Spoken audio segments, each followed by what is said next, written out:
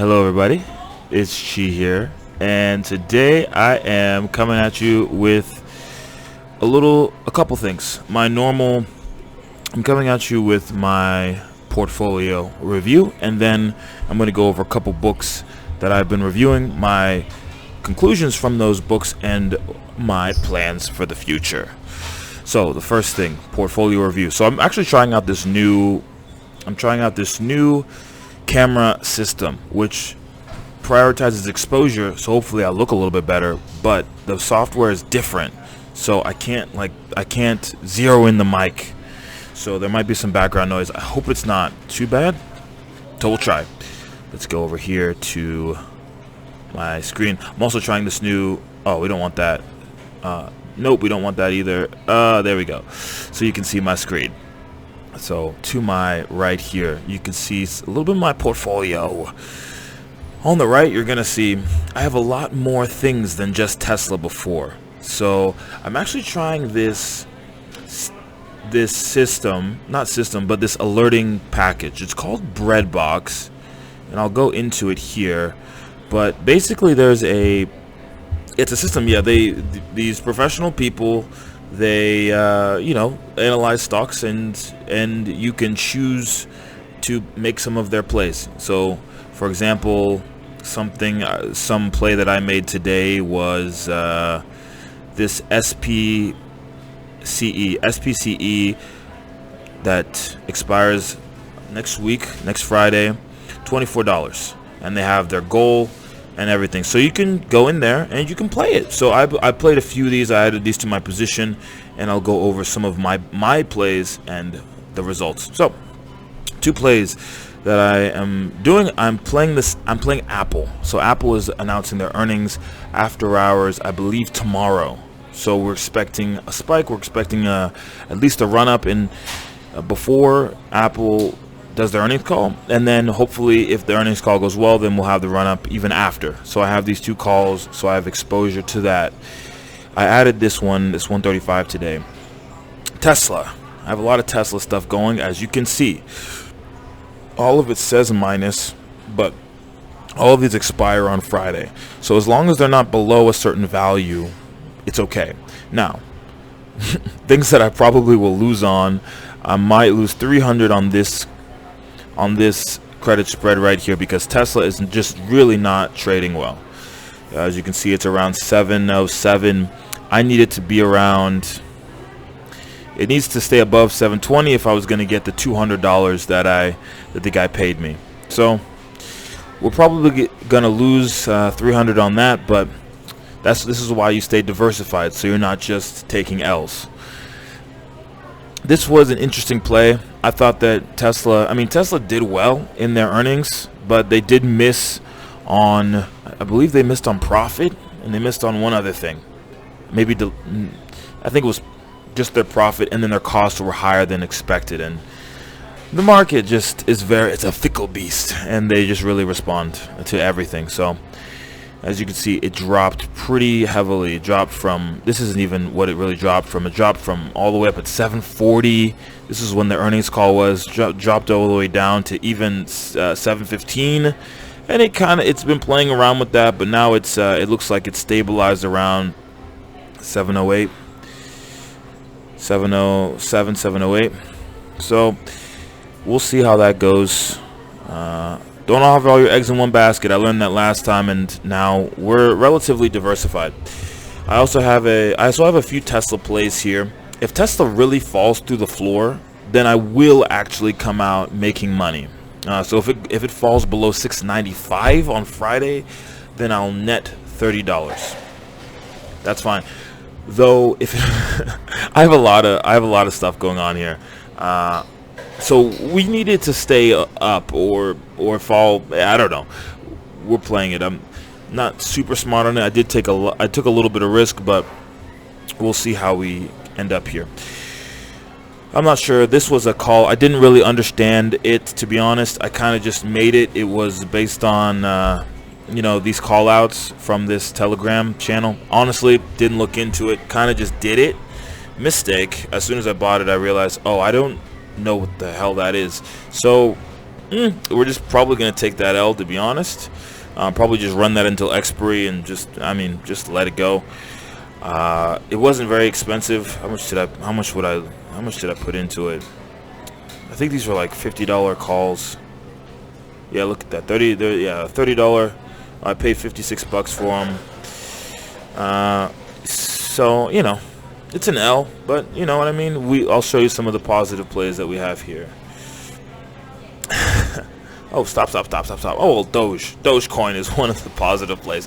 Dogecoin has consistently given me $5 to $10 every single day that I've had money in it. Every single day. Just, I take money out, I buy things, and I leave money in there, and the money keeps going up. It just keeps going up. So right now I have $450 in there.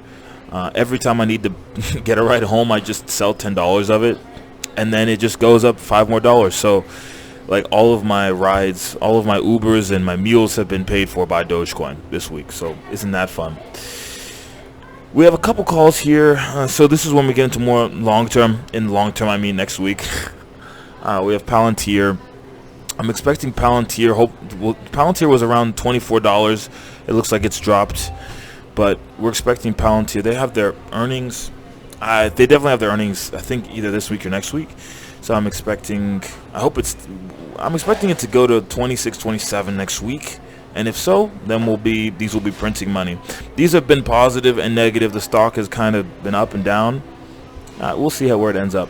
This was a play that this chat recommended, SPCE, and I'm up $60 from this, or I'm up $60 from just these two calls, and these expire next week. So every day these are in the money is just gonna keep increasing. So I'm super excited about that. So those are kind of evening out a lot of the evil that's going on elsewhere in my portfolio. And we also have this Carnival Cruise Lines call, which does have some rationale behind it. Some of these other ones, like Palantir, is a good company. That's why I made these calls, and I generally think that stock is going to go up in the future. And I'm gonna look into getting some leaps, which are longer calls.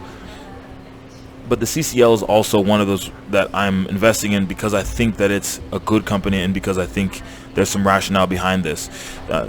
Carnival, which is Carnival Cruise Lines, they own all of their boats, and therefore, they just need to pay for their costs, and everything else is profit. My rationale is that by the end of the summer, they're really going to be out here, and because a lot of the countries that people normally travel to are closed, I think that cruises are going to be big. So that's why we're investing in that. And then, of course, we have Doge, the beautiful Doge. I love me some Doge.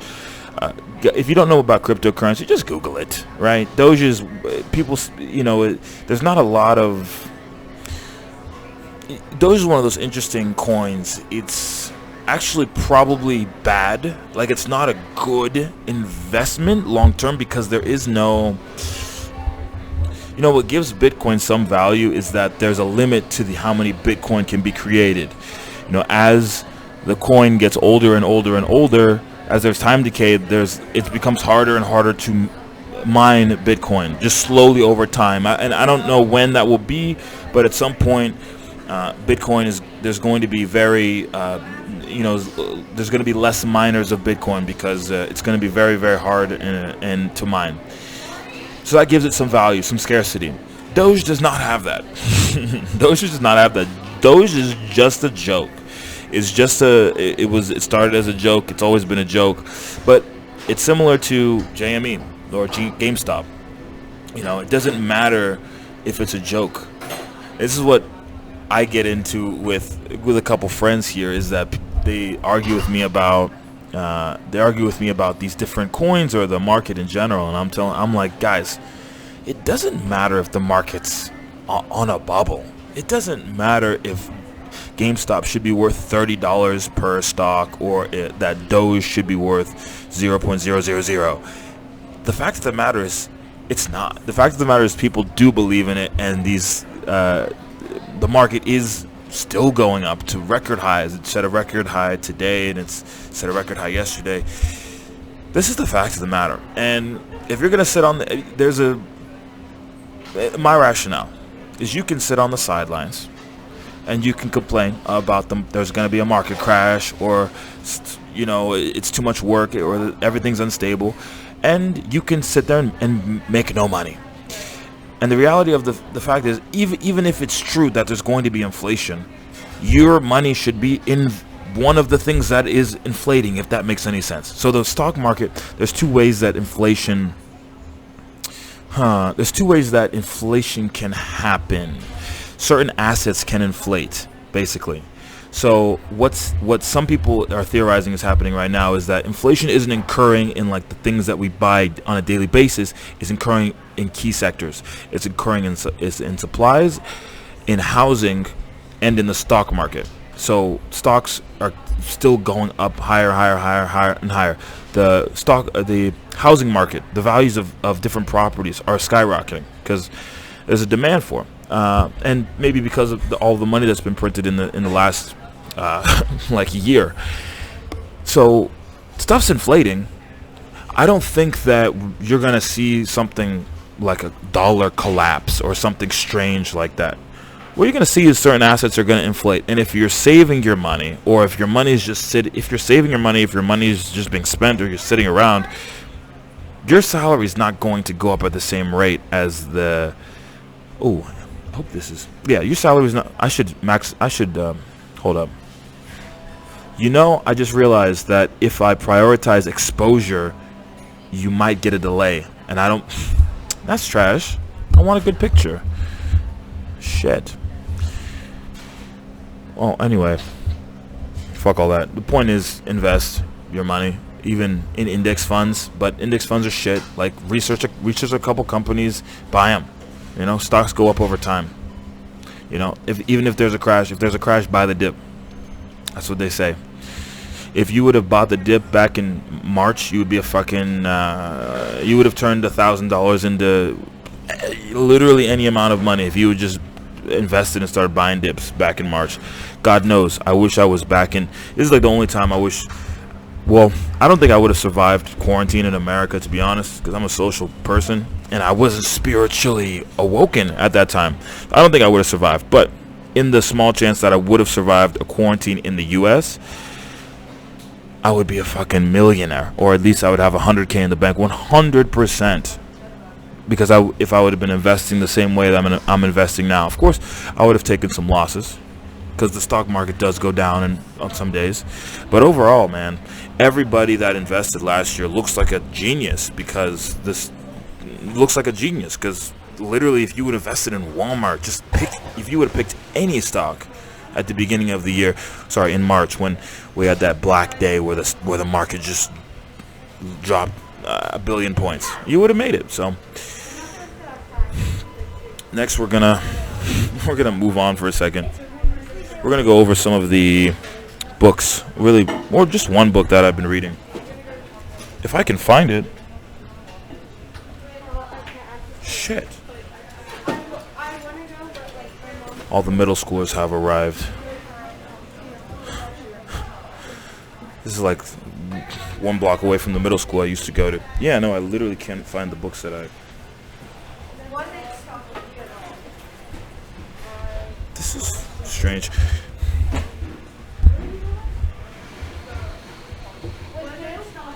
One second.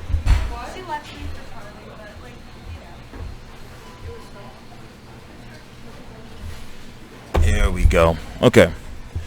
It's really these two books, which it's going to be reversed, so you're not going to be able to see it, unfortunately.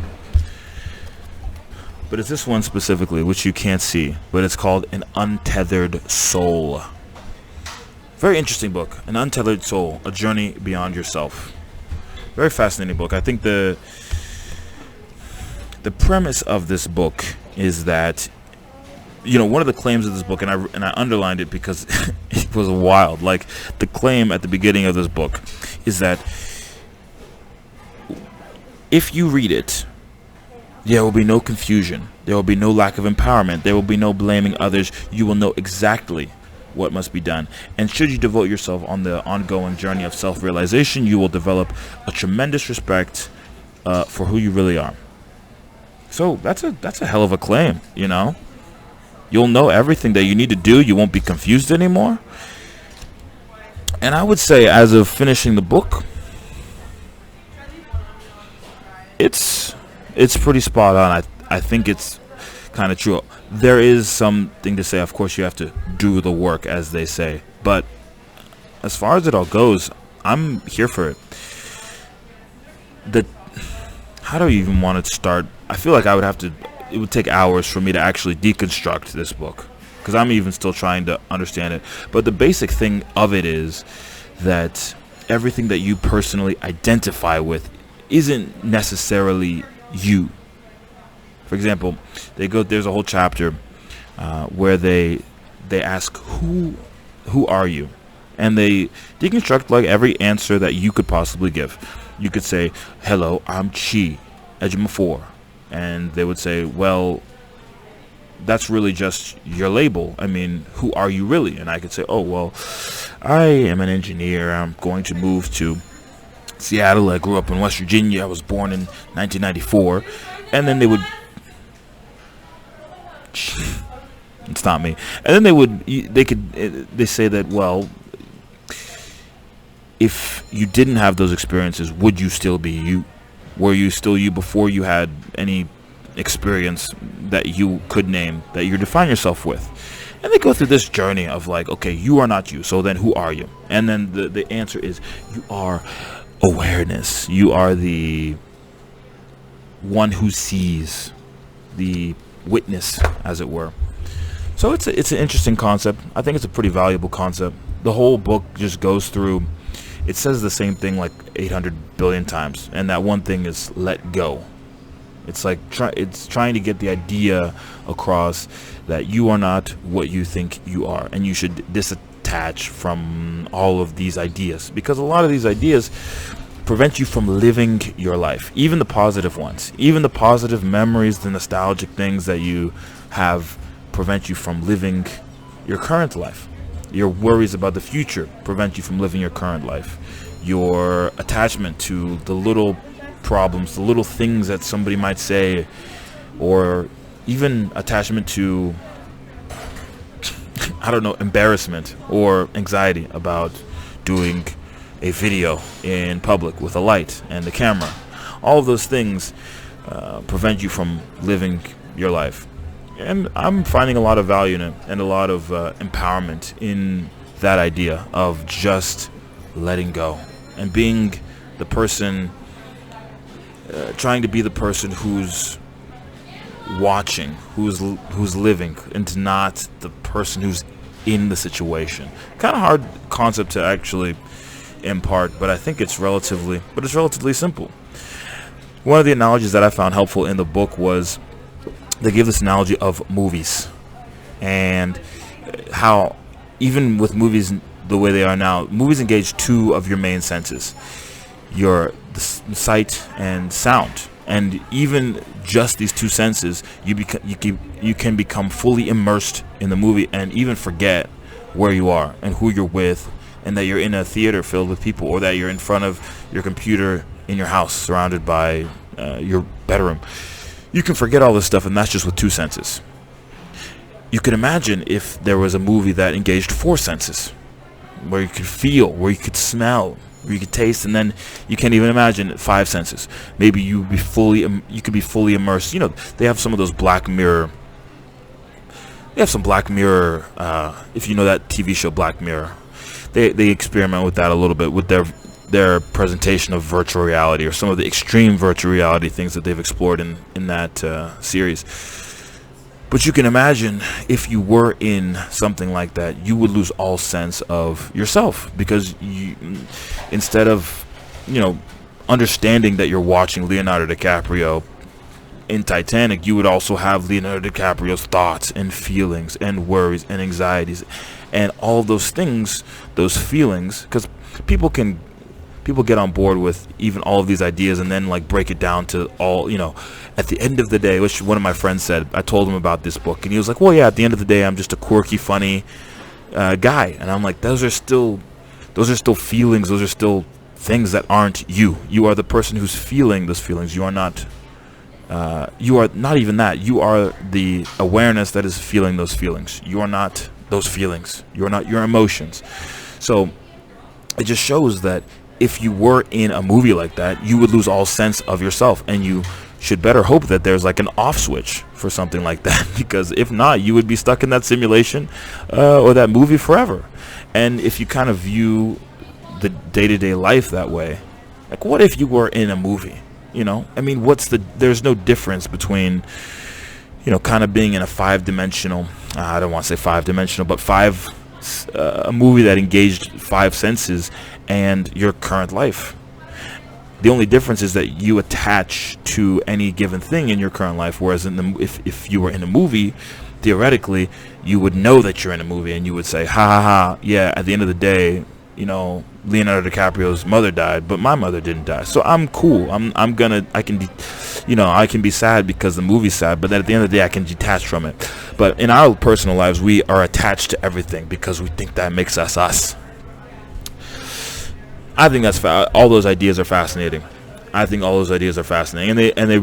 the only thing that I would say about this book is that towards the end, they get into they make some claims. I would say they make some claims, which, to be honest, I don't know if they're warranted or not warranted, but they use a lot of religious language at the end, where they talk about God and the idea of God, and whether whether you can find him, whether they kind of define God in a way. It's interesting. All I can say is it's interesting, and I find a lot of value, even if you get to the very end. I mean, I think anybody that is searching for kind of what they should do next, or for a deeper understanding of life, should read this book and get to a different place. I think after reading this, I have a better understanding of everything. And there's this other book called The Myth of Sisyphus that I also went through. Very different book. I think the Untethered Soul goes through these ideas from a spiritual standpoint, and they really tackle everything from a really practical thing, whereas the Myth of Sisyphus goes through and is trying to deconstruct the idea of suicide, and it asks the question whether or not suicide is warranted. And that includes what they would call philosophical suicide, which would be believing in some sort of myth, or hoping for something in the future. Even hope is some sort of faith. And yeah, the Myth of Sisyphus goes through like whether any kind of faith is warranted by the logic. And his, if I understand it, his conclusion was the exact same, in that he gets down to, and the Myth of Sisyphus is basically what we're at 23 minutes. Oh, jeez, I'm gonna speed this up. I want to end this at 30.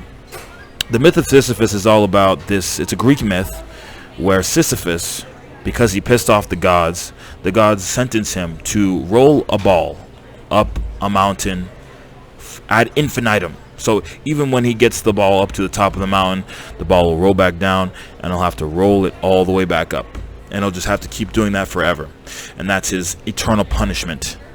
And the idea of the myth of Sisyphus is should he kill himself? Is he in that situation of truly your life is meaningless and full of what could be described as despair, and it's eternal?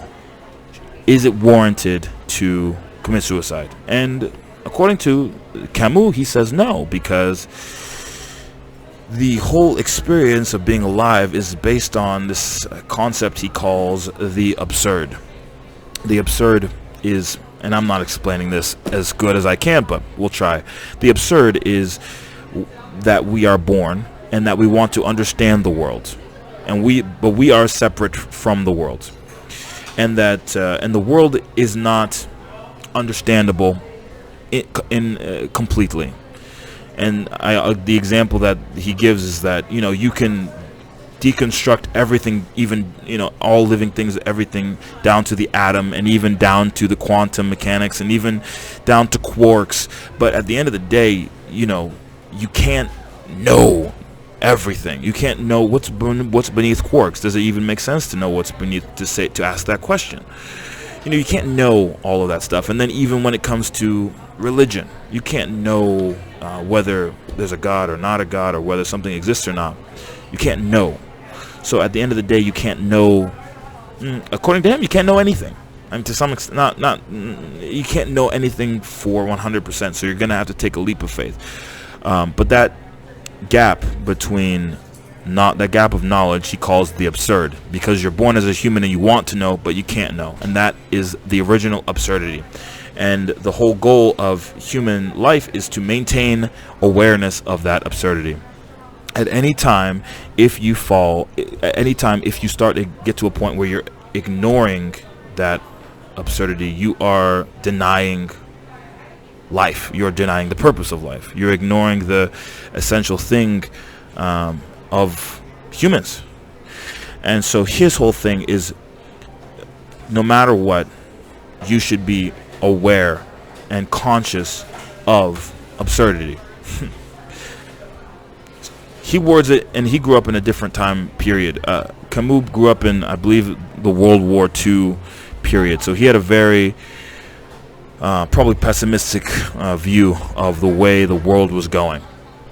But I think it's when you look at it, they get to a very similar place where this guy who wrote this, Untethered Soul, Michael Singer, he gets to a very similar place where you should be aware, you should be witnessing life, you should be conscious, you should utilize the consciousness that's been given to you, and you should not try to escape through hopes, through dreams, through some sort of faith, through memories, through nostalgia. You have to stay in the present and enjoy, if you want to enjoy, the life that's unfolding before you. I think that's a fascinating message. It's like, even and at the end of the book, Camus says, I imagine Sisyphus rolling the ball all the way to the top of the hill, and he has some excitement, and then I'll even read it, because we get to the it's kind of beautiful. Let me get to that exact part. Appendix, yeah.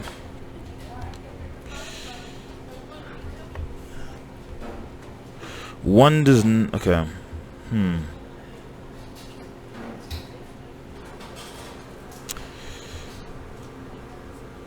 Sorry, 1 second.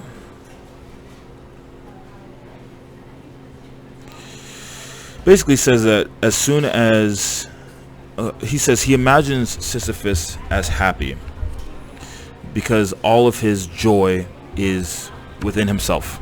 He understands that his fate belongs to himself. His rock is his thing.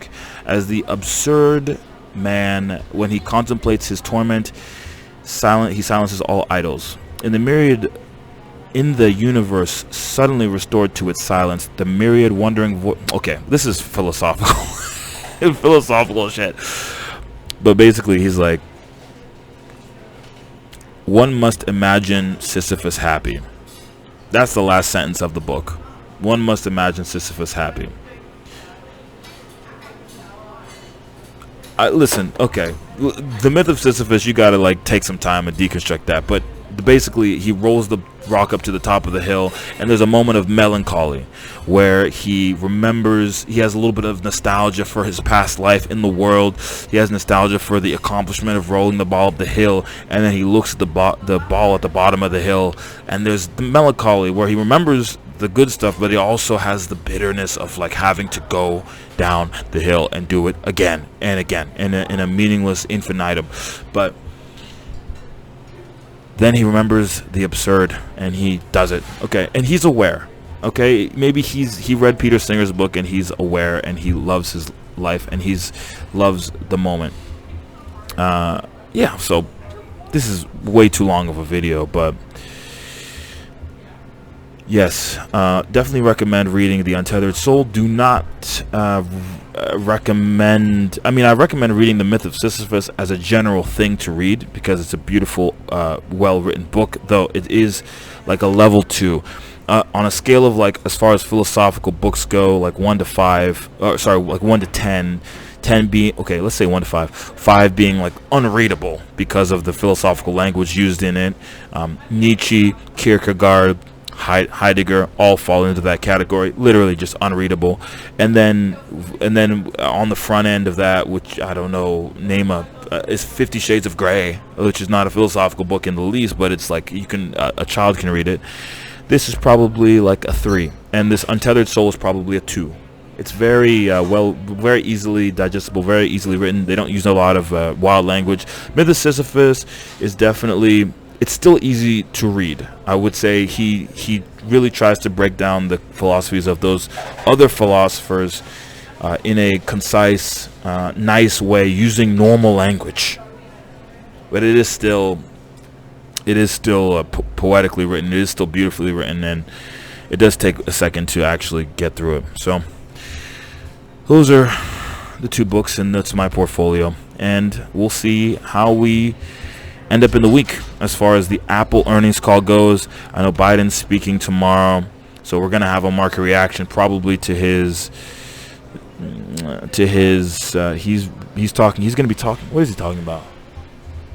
He's going to be talking about taxes, and the market had a big reaction on Thursday going in when there was a thing about capital gains tax, and the market reacted very badly to any idea of a capital gains tax. So we'll see how it reacts to any of his plans going forward. Anyway, that's going to be the thing for today.